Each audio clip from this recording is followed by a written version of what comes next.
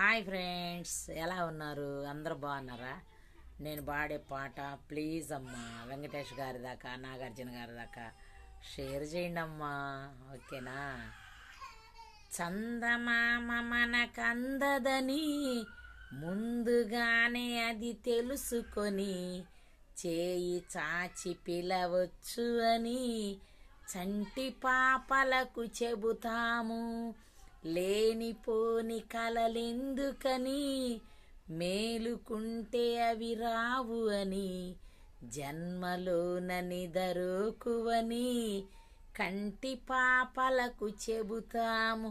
కలలన్నవి కమ్మని కలలు అని, అవి కలలను నమ్మకు కలలు అని మది మీటుతున్న మధురానుభూతి మననడిగి చేరుతుందా?